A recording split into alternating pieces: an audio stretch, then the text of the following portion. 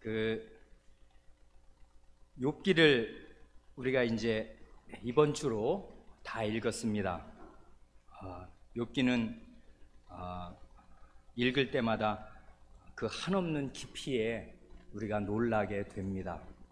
참 욥기는 사람을 깊이 있는 사람으로 만들어줍니다.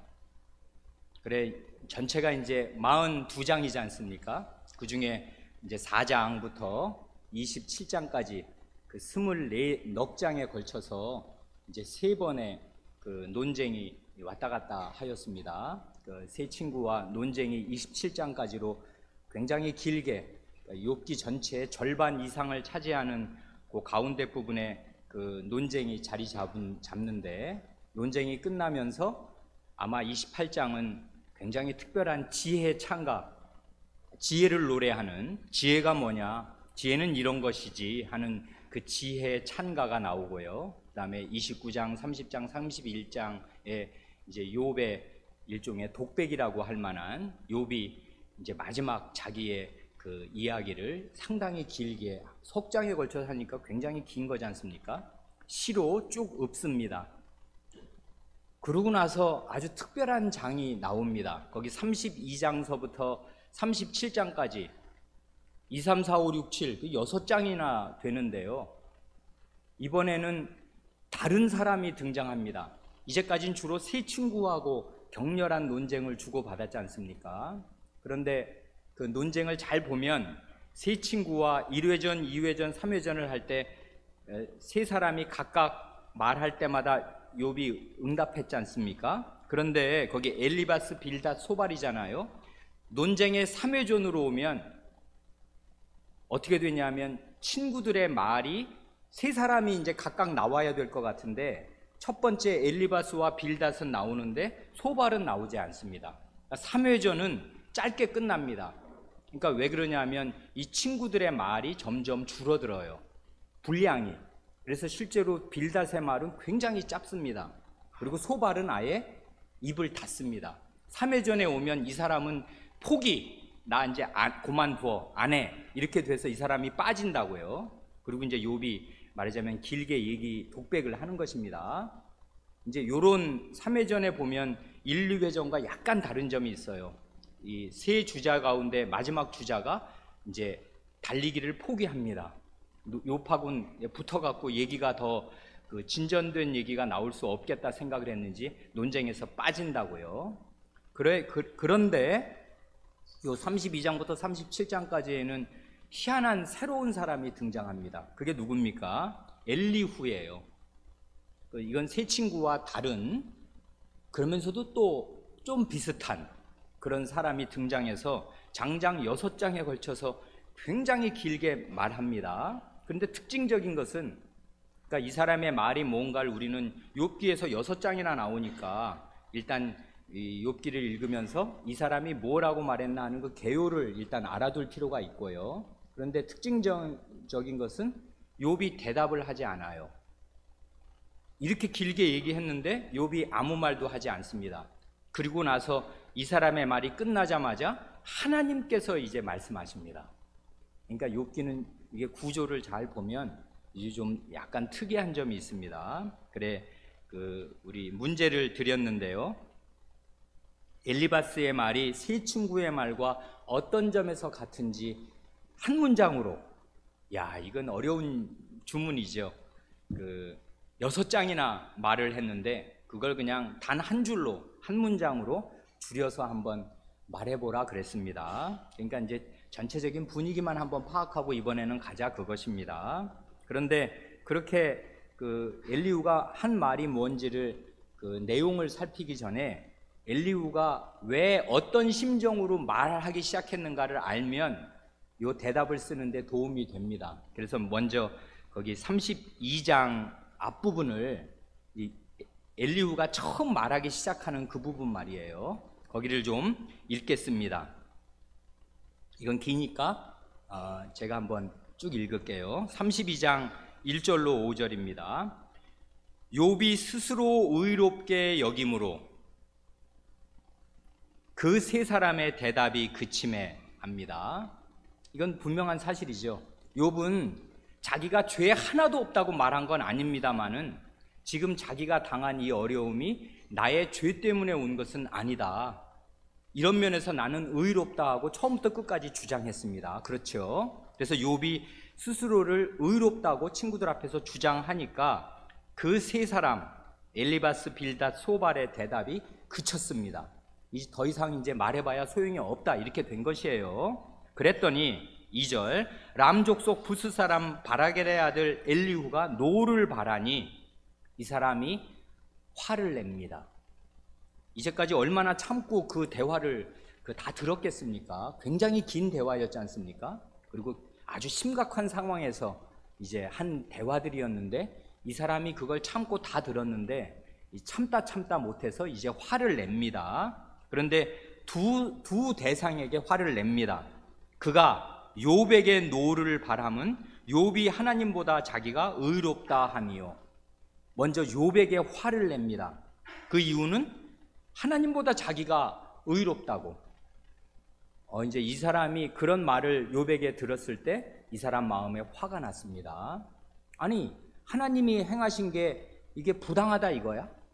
하나님이 그러니까 너한테 불의하게 했다 이거야? 나는 이런 일을 당할 만한 잘못을 안 했는데 하나님께서 너에게 이런 걸 내리셨으니 너는 의롭고 하나님은 불의하다 이거야?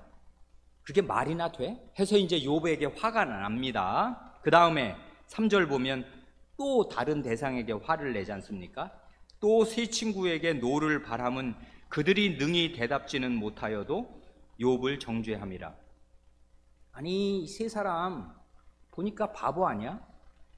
욥을 잘못했다고 막 다그치는데 욥이 대답을 하면 그에 대해서 합당하게 반박을 할 줄 알아야 되는데 자기들이 뭐 진탕 얘기하고 욥이 딱 반박을 하고 나면은 그에 대한 재반박을 못하더라 이거예요. 그래서 4절 엘리후가 그들의 나이 자기보다 많음으로 욥에게 말하기를 참고 있다가 세 사람의 입에 대답이 없음을 보고 노를 바라니라 합니다.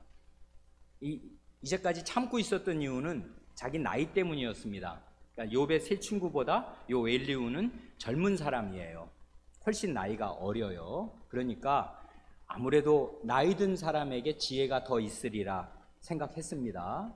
그래서 이제 나이 든 연륜으로 경륜이 있으니까 더 지혜롭게 욥을 잘 반박해 주어서 욥의 입을 다물게 욥이 자기 잘못을 시인하도록 그렇게 만들어 줄 줄로 기대하고서 끝끝내 참고 기다렸는데 그러지 못한 걸 보고 이제 이 사람이 화를 내면서 말을 하기 시작하는데 그 말이 폭포수처럼 6장이 쫙 쏟아진다 이거예요.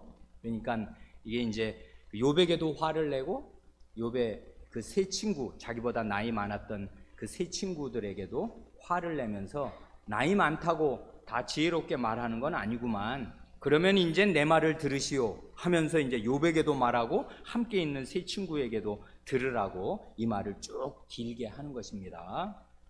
그래 이제 그런 걸 엘리후는 약간 수수께끼 같은 인물입니다. 요 6장이 좀 어렵습니다. 이게 왜 욥기에 들어가 있으며 정말 엘리후는 뭘 말하려고 한 건지 그리고 왜 엘리후의 말에 대해서 욥은 아무 대답도 하지 않았는지 우리는 잘 알 수 없어요. 그러니까 이 엘리후는 이게 좀 숙제다 생각하고 우리가 욥기 2번으로 마지막 읽는 거 아니지 않습니까? 그리고 하나님 말씀은 한 번 읽는다고 뭐 잘 배운다고 다 알 수 있는 길은 전혀 없어요. 이번에 읽을 때 여기서 조금 생각하고 배우고 그 다음에 읽을 때 또 진척되게 생각하고 배우고 그러는 것입니다. 하나님 말씀은 깊어요. 그러니까 엘리후에 대해서는 이번에 우리가 배울 때 조금 배우고요. 좀 남겨두었다가 이제 한 2년이나 3년 뒤에 다시 욥기를 읽을 때 그리고 개인적으로 얼마든지 읽을 수 있지 않습니까? 그럴 때 엘리후에 대해서는 이 사람 말한 게 뭐지?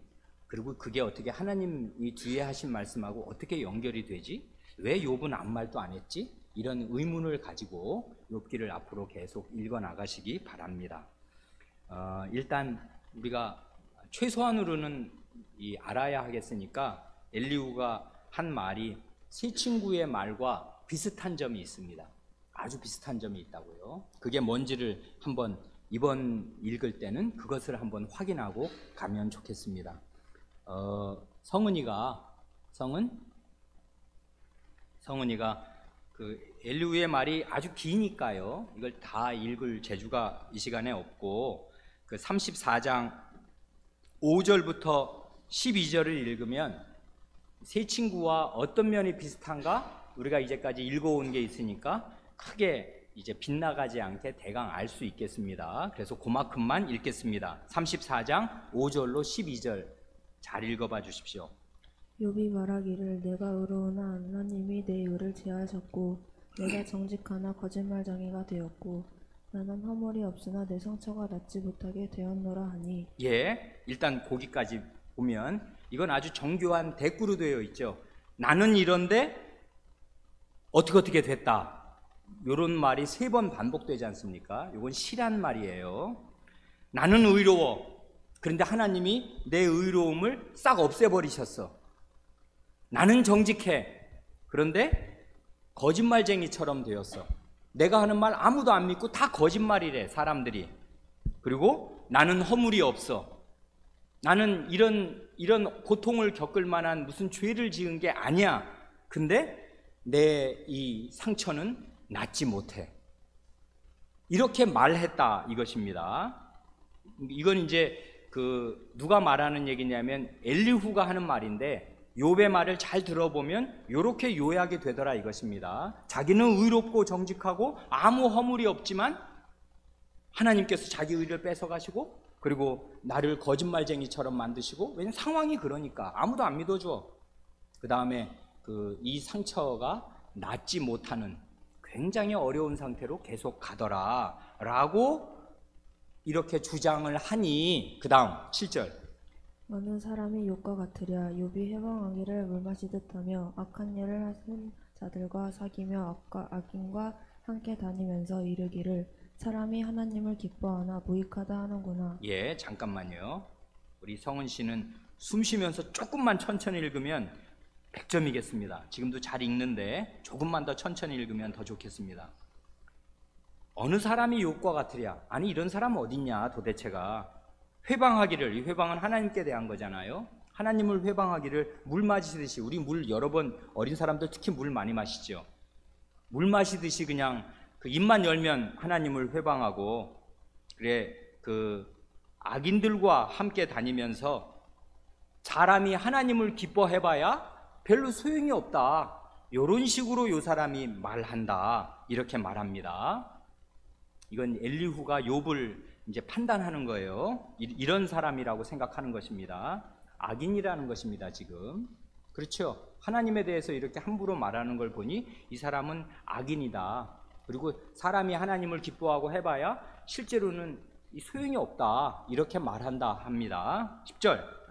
그러므로 너희 총명한 자들아 내 말을 들으라. 하나님은 단정코 악을 행치를 아니하시며 젖는 자는 단정코 무리를 행치 아니하시고 사람의 일을 따라 보응하사 각각 그 행위대로 얻게 하시나니 진실로 하나님은 악을 행치 아니하시며 젖는 자는 공의를 굽히지 아니하시느니라. 예. 지금 이 사람이 욥에게 화낸 것은 이거죠. 자기를 의롭다고 하고 하나님을 불의하다고 한다.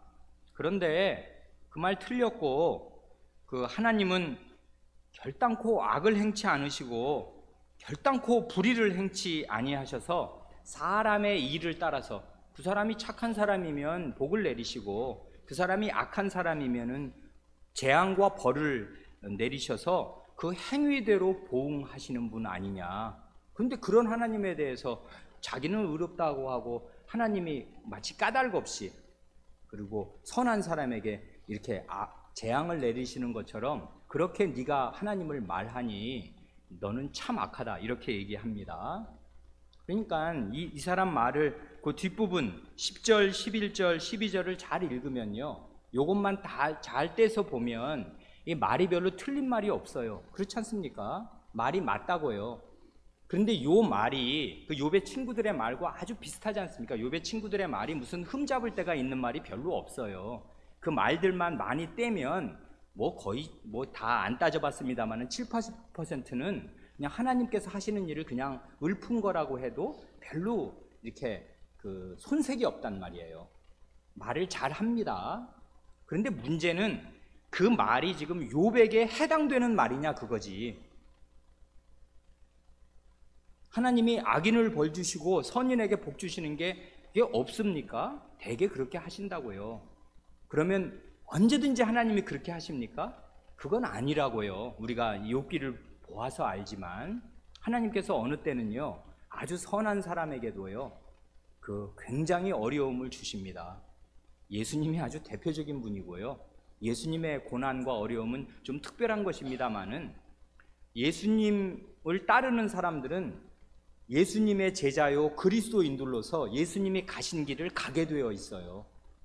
그러니까 까닭 없는 고난과 어려움을 겪으려면 겪는 것이고요. 그렇게 되는 것입니다.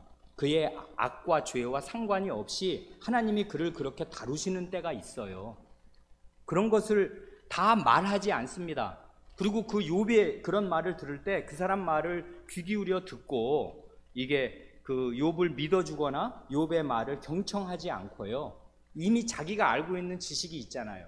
하나님은 인과응보의 하나님, 선한 자에게는 복 주시고 악한 자에게는 벌 주신다. 이런 하나님에 관한 자기의 틀이 있는데 이 틀이 뭐 틀린 것도 아닙니다. 그러나 온전한 것이 아닌데 이런 틀을 하나 딱 세워둔 다음에 요 규격을 가지고 다 사람을 재는 거예요. 이렇게 사람을 찍어 누른다고. 그래서 이 안에 안 들어오면 넌 나쁜 거지, 다 잘라. 그냥 그 마치 두부 자르듯이 요 자기가 알고 있는 요 하나님의 틀에 맞지 않는 얘기들을 다 쳐내. 넌 틀린 거지, 헛소리 하고 있는 거지. 이렇게 이제 욥을 정죄하는 자리에 이릅니다.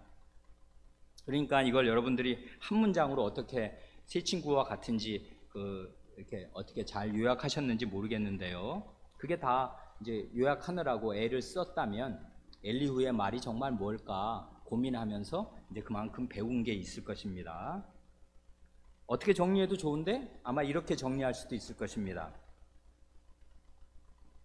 엘리후의 말이 세 친구의 말과 어떤 점이 같은가 하면 욥은 지금 자기를 의롭다고 주장하면서 하나님께서 의로운 나에게 공의롭지 못한 재앙을, 그러니까 원래 나쁜 사람에게 재앙을 내려야 되는데 하나님이시면, 그런데 의로운 나에게 공의롭지 못한 재앙을 내리신 것처럼 욥은 주장하지만 그럴 리가 없다 하는 것입니다. 그러니까 하나님은 의로우신 분인 까닭에 사람에게 아무 까닭이 없이 악한 일, 재앙을 내리실 리가 없다. 각 사람의 행한 대로 보응하시는 분 아니냐 하는 것입니다. 이건 완전히 인과응보의 논리를 그대로 가지고 있는 것입니다. 여기서 한 발을 더 나가면 어떻게 되는 거예요? 이게 이 사람의 일종의 논리인데, 그러니까 사람이 재앙을 만나는 거는 네가 악하기 때문이지, 이 얘기입니다. 욥 너도 마찬가지지. 그걸 시인을 안 하고 막 그냥 부인하고, 말하자면 그 뻗세게 하나님에 대해서 그렇게 말하면 그게 악이지 뭐야. 너는 악해서 벌을 받아놓고 회개도 하지 않으면서 여전히 하나님에 대해서 악한 말을 하고 있지 않냐, 그렇게 말하는 것입니다. 그러니까 사실 이 사람이 화를 낼 때 그 심정을 가만히 보면 욥의 세 친구의 심정과 크게 다르지도 않습니다. 거의 비슷한 상태에 있어요. 말을 이제 굉장히 이제 젊은 사람이 그동안 참았던 얘기를 한꺼번에 쏟아내서 그런지 6장이나 쉬지 않고 말을 쭉 쏟아내는데, 뒷부분에 가면 더 생각할 게 많이 있어요. 하나님의 창조의 능력을 많이 언급하거든요. 그건 그 다음 맨 마지막 부분에서 하나님께서 자신에 대해서 하시는 말씀과 아주 비슷한 것도 있습니다. 그러니까 엘리후의 말은 우리가 그냥 한마디로 이렇게 이건 이런 거야 하고 치워버리면 안 돼요. 그러니까 나중에 숙제로 남기고 더 살펴볼 필요가 있습니다만은, 그가 한 말의 상당 부분은 그 앞에 세 친구의 말과 같은 그 기조 위에, 같은 교회 위에 서 있습니다. 비슷한 얘기를 한다 그 말이에요. 그런 점 우리가 생각하면 좋습니다. 그런데 정말 오늘 우리 이 아침에 살펴보고 싶은 것은 그 다음 이야기입니다. 거기 이제 엘리후의 긴 이야기가 끝나고요. 38, 39, 40, 41장 이제 하나님의 말씀이 나오거든요. 이게 욥기의 일종의 28장이 하이라이트라고도 할 수 있는데 요건 이제 피날레입니다. 욥의 맨 마지막 부분인데 하나님께서 이 모든 긴 이야기들, 논쟁 이런 걸 다 들으신 하나님께서 마지막으로 욥을 상대하십니다. 그런데 거의 욥의 친구들 엘리후는 하나님께서 한마디도 엘리후에 대해서는 말씀 안 하셔요. 그것도 신기해요. 왜 말씀 안 하시는지. 그런데 욥에 대해서는 말씀하시면서 두 번 아주 깊고 호된 책망을 하십니다. 이게 우리에게 또 대단히 신비입니다.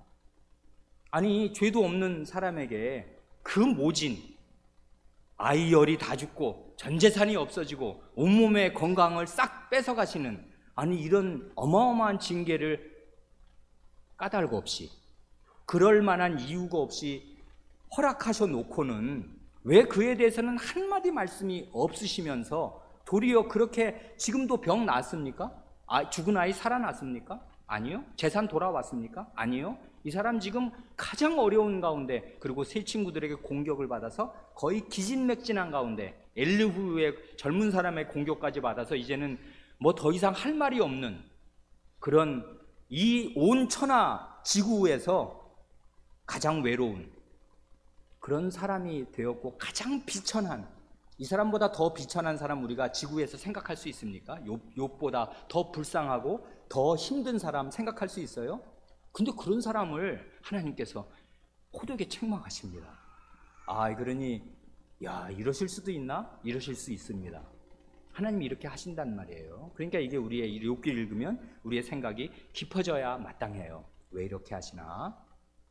그래, 욥을 책망하시면서 무슨 근거로 뭘 얘기하시면서 욥을 책망하시나, 그걸 좀 한번 보자 이것입니다. 그래, 여기 38장 그 1절부터 3절, 그거 아주 장엄한 장면인데요. 이거 하겸이가 한번 읽어보십시오. 38장 1절부터 3절입니다. 그때 여호와께서 폭풍 가운데로서 욥에게 말씀하여 가라사대, 무지한 말로 이치를 어둡게 하는 자가 누구냐? 너는 대장부처럼 허리를 붓고 내가 네게 묻는 것을 대답할지니라. 그때 여호와께서 폭풍 가운데로서 욥에게 말씀하십니다. 이 말이 이 말 잘 기억해 두세요. 폭풍 가운데 말씀하신다는 말이 이제 40장에 또 한 번 나올 것입니다. 두 번 나옵니다. 폭풍 가운데, 그러니까 하나님께서 지금 잔잔하게 봄바람이 살랑살랑 부는 가운데, 혹은 이렇게 편안한 가운데 말씀하시는 것 아닙니다. 어마어마한 바람이 불어닥칩니다. 사람이 아마 날아갈 정도의 그런 폭풍 우리 만나본 적 있는지 모르겠는데, 정말 초속 몇십 미터, 몇백 미터의 1초의 그런 허리케인 같은 바람이 불면 사람이 정말 겁나지 않습니까? 폭풍이 이제 그러니까 나무들이 다 떨리고요. 사시나무 떨듯이 나무들이 다 떨리고, 이제 이 나뭇잎들이 있었다면 다 흔들리면서 이제 큰 소리가 났을 것입니다. 바람 소리가. 그런 가운데, 그러니까 이건 뭘 말하냐면 하나님께서 굉장한 위엄과 능력 가운데 장엄하게, 그리고 여긴 지금 부드럽게 지금 오시는 것입니까? 아니에요. 아주 어미롭게 하나님이 노기를 띠시고서 이제 욥에게 다가오십니다. 폭풍 가운데 말씀하십니다. 그래 놓고 꾸짖으시는 말씀이, 무지한 말로 이치를 어둡게 하는 자가 누구냐 합니다. 이건 물으시는 말씀이잖아요.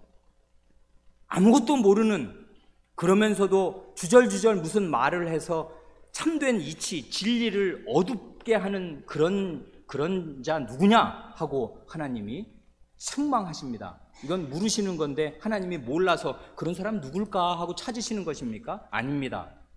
이런 건 수사 의문문이라고요. 이건 수사적인 표현이에요.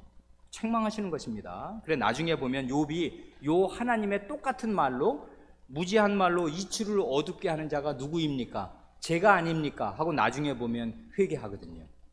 그래 회개는요 하나님의 말씀을 복창하는 것이에요. 하나님이 이런 말씀으로 꾸짖으시면 그 말을 잘 알아듣고 그게 바로 접니다 하는 게 회개라고요. 그러니까 회개할 때도 하나님의 말씀이 있어야 회개를 하는 거예요. 하나님의 책망의 말씀을 바르게 알아들어야 그 말씀을 그대로 되뇌면서 하나님 이러이런 말로 책망하시지요. 그 책망이 바로 저에게 떨어지는 책망입니다. 제가 그런 사람입니다 하는 게 참된 회개라고요. 그러니까 말씀과 기도는 이게 상호작용을 하는 것입니다. 하나님의 말씀이 오면 그 말씀으로 책망을 받은 내가 그 말씀을 하나님께 돌려드리면서 그게 바로 접니다 하는 게 회개란 말이에요. 욥이 제대로 된 회개를 합니다. 이게 구약이 보여주는 회개의 가장 좋은 경지 중에 하나일 것입니다.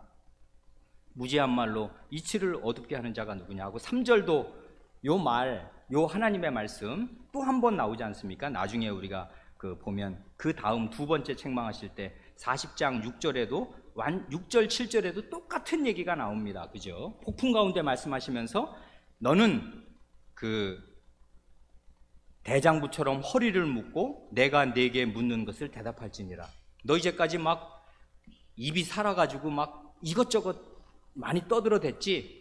그래 그러면은 너 남자답게 한번 허리띠를 딱 묶고, 원래 싸우려면 허리띠를 딱 묶는 거지 않습니까? 옷이 너플너플하면 걸리적거리니까 정말 싸울 때는 보통 왜 사람들 옛날에 싸울 때는 이렇게 팔을 걷고요, 주먹을 잘 쓰기 위해서 이렇게 팔을 걸리적거리는 옷을 싹 걷어버리고 허리띠를 쫙 묶는 것입니다. 한판 붙자 이런 것입니다.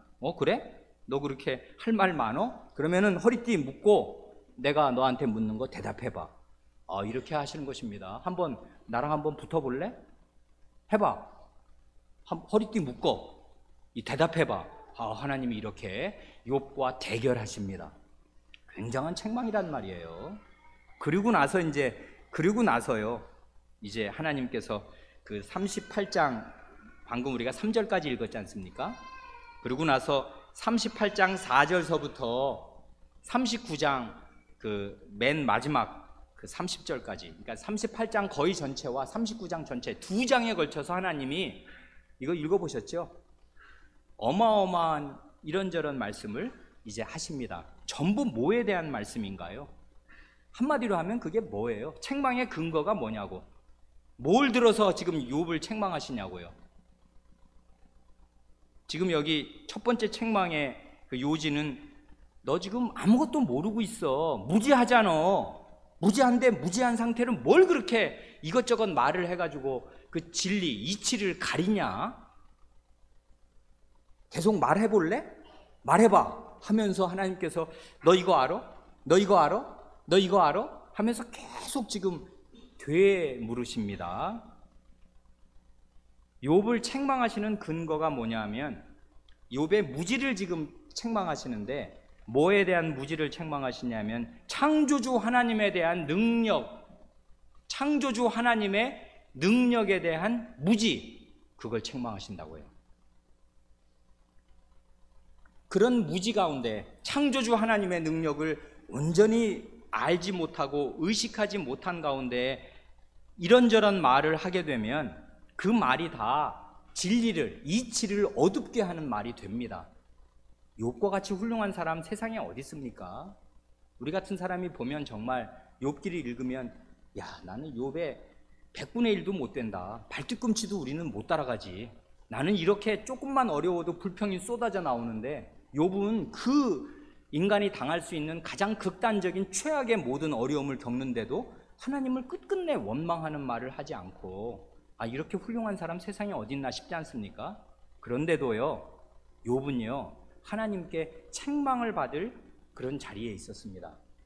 그러니까 1등이 전교 1등이 앞에 나가서 선생님께 너 답안이 이게 뭐냐?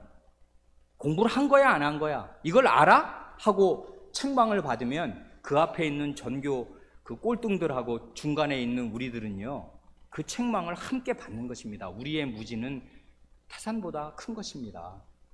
정말 하나님 모르는 것이에요. 욥이 이렇게 하나님께 책망을 받는 자리에 있었다 그러면 그 뒤에 있는 사람들은 더 말할 게 없는 것입니다. 뭘 모르는 것입니까? 여기 보면 창세기 1장 순서대로 말씀하시는 것처럼요. 땅, 그 다음에 바다와 땅이 갈라질 때 바다의 그 흉용하는 물들이 땅을 덮치지 못하게, 넘실거리지 못하게 그 바다의 물의 경계를 정하실 때 너 있었어? 너 봤어 그거? 너 알아 그거? 그 무슨 능력으로 그렇게 하는지 네가 알아?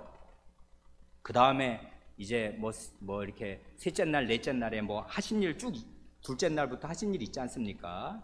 뭐 눈, 우박, 비를 내리시는 거, 번개 내리시는 거, 얼음을 얼게 하시는 거, 하늘의 별들을 움직이시는 거, 이런 걸 쭉 얘기하십니다. 이런 거 아냐고. 이거 읽어보셨죠?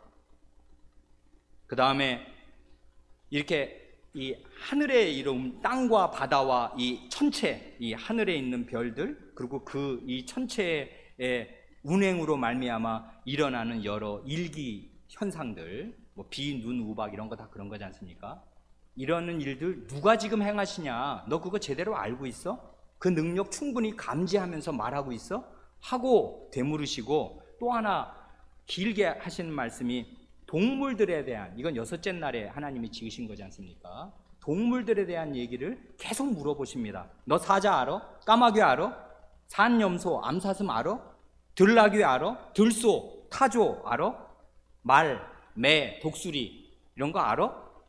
그거 누가 그거 기르시고, 누가 그렇게 특징을 부여하시고, 누가 그거 다스리셔서 그렇게 활동하며 살게 하시는지 너 충분히 알고 있어? 물으십니다. 알 턱이 있나요? 이거 하나님께서 이 천지 만물을 창조주로서 만드시고 다스리시는 그 거대한 능력을 사람은 마땅히 알아야 하는데, 알아야 할 만큼 100분의 1, 1000분의 1도 알지 못합니다. 그런데요, 이게 좀 희한한 건데요, 지금 욥은 엄청난 고통 가운데, 고난 가운데 있지 않습니까? 자기는 이유도 몰라요. 지금 이게 왜 왔는지를 나는 정말 모르겠어. 나는 하나님 앞에 큰 죄도 안 지었어. 잘못한 게 없어. 이 고생, 내가 잘못했다고 내 아이 10명이 다 죽어나가나? 전 재산이 하루아침에 없어지나? 그리고 이런 참혹한 병이 드나? 아니 도대체 내가 무슨 죄를 지었지?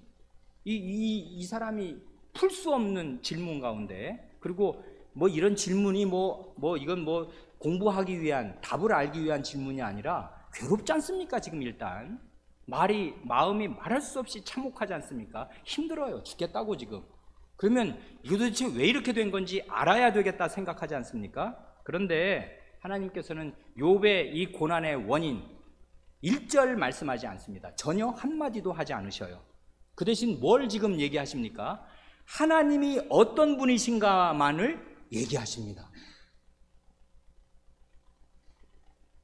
창조주의 능력을 그냥 폭포수처럼 계속 열거하시면서 하늘의 별, 땅과 바다, 그리고 이 땅에 움직이는 모든 동물들을 예로 하나님이 이런 예를 들자면 이게 끝이 있겠습니까? 동물들의 수가 얼만데, 곤충은 나오지도 않았어요. 이런 거 수가 얼만데 이게 하나님이 예를 들자면 이게 끝이 있어요? 이건 대표적인 예를 몇 가지 들은 것 뿐이라고요.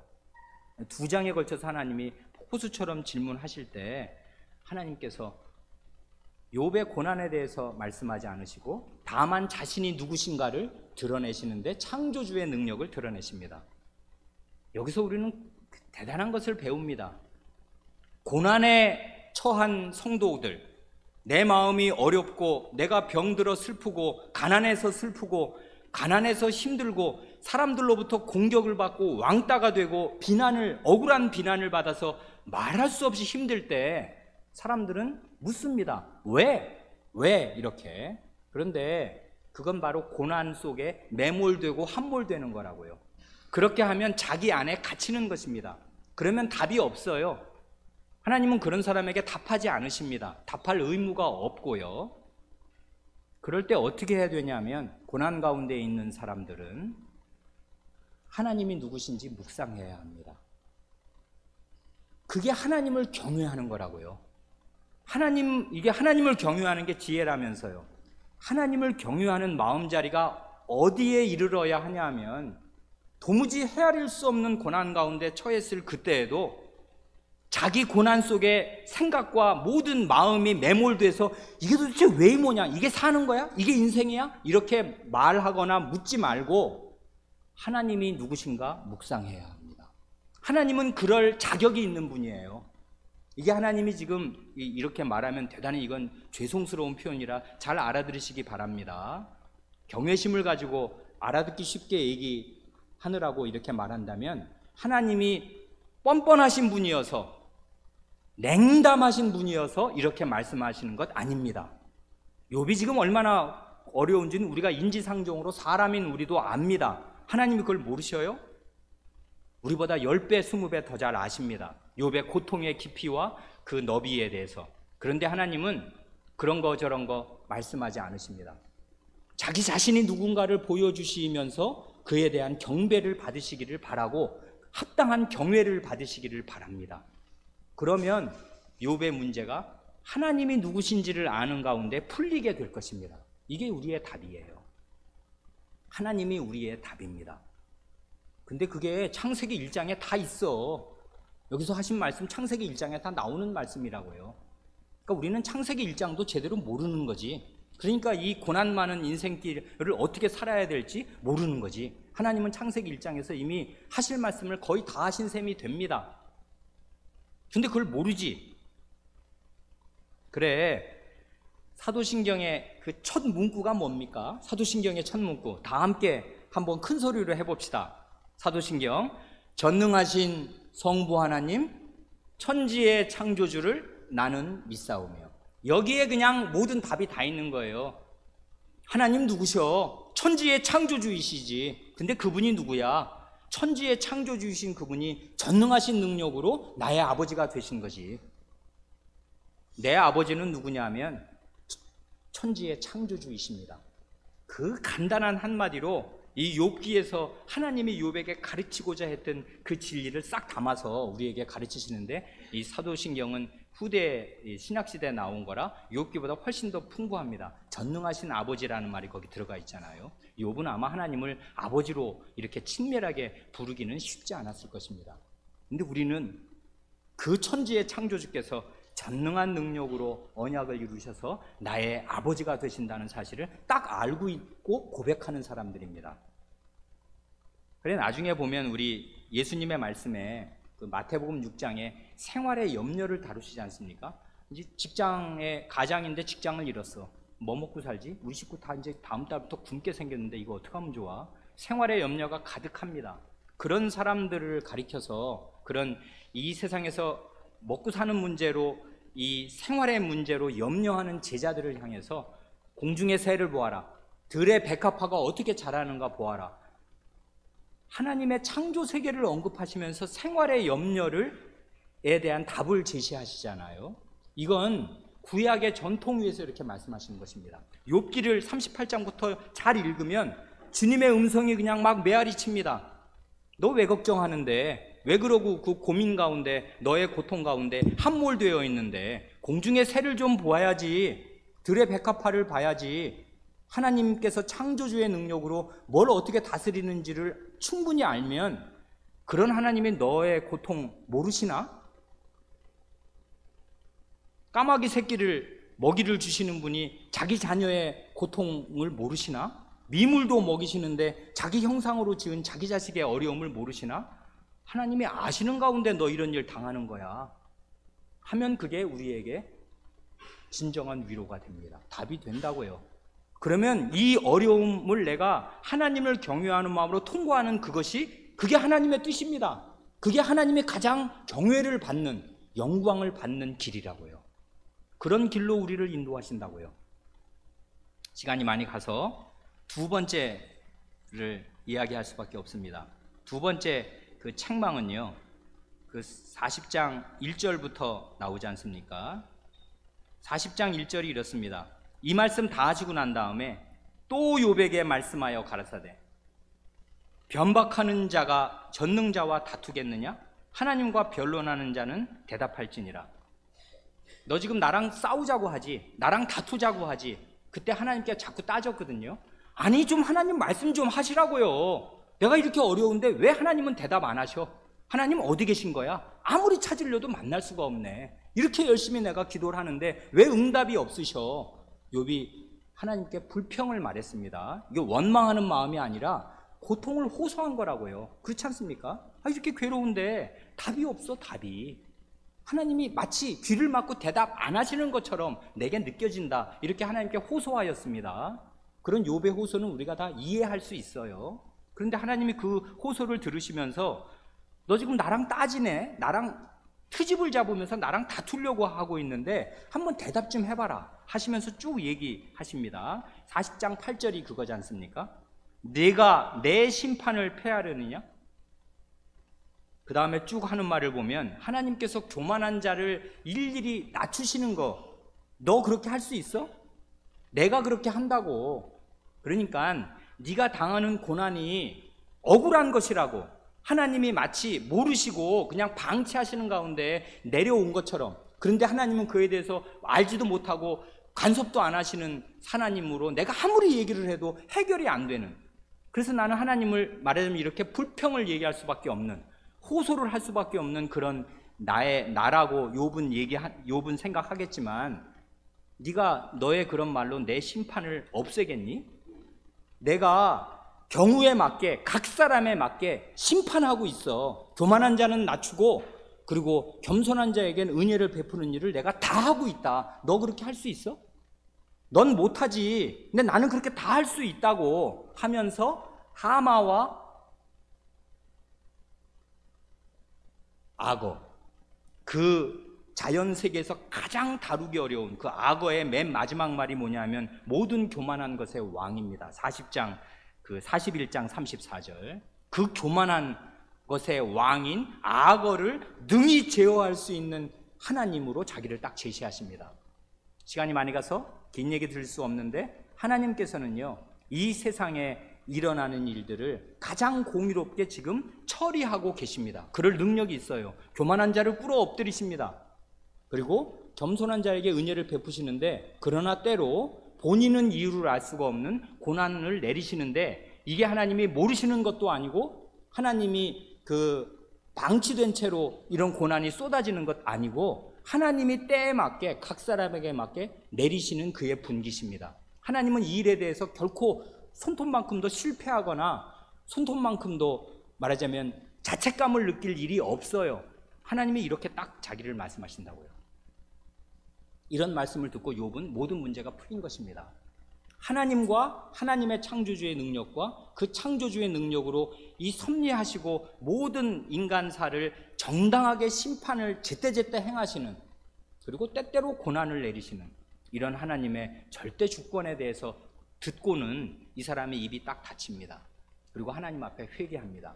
이 욥의 회개의 말을 2번 나오지 않습니까? 그 말을 들으면 참 좋은데, 이런 회개하는 욥의 말을 들으시고 그의 회개를 받으시고 그를 제사장으로 써주셔서 세 친구를 구원하게 하십니다. 그들을 위해 제사를 드리게 하시고 그들을 위해 기도하게 하셔서 이 회개한 욥의 회개를 받으시고 그를 구원자로, 친구들을 위한 제사장으로 욥을 쓰신다고요. 이게 욥의 해피엔딩입니다. 이렇게 해서 욥기는 끝납니다. 그러니 우리가 날마다 회개해야 하는데 우리의 회개는 얼마나 천박한 것이며 우리의 회개는 얼마나 옅은 것입니까? 이건 신약시대도 아니에요. 구약시대인데 구약시대가 보여주는 그 하나님 믿는 사람의 깊이는 어떤 것입니까? 아무리 하나님을 배워도 더 배워야 할 것이 있고요, 그는 여전히 그 칠흑 같은 무지 가운데 있는 것입니다. 캄캄한 어두운 가운데 있어요. 하나님 알아야 할 하나님 쌓여 있습니다, 우리 앞에. 그걸 알아야 하나님을 경외하는 사람이 됩니다. 구약성경 욥기는 깊습니다. 기도하겠습니다. 하나님 아버지, 이렇게 깊이 있는 욥기를 저희에게 척 열어서 보여주시오나 저희의 눈은 장님과 같사오며 하나님의 말씀 잘 알지 못하옵니다. 저희의 어두운 마음에 빛을 계속 비추어 주시옵소서. 우리 구주 예수님의 이름으로 기도하옵니다. 아멘.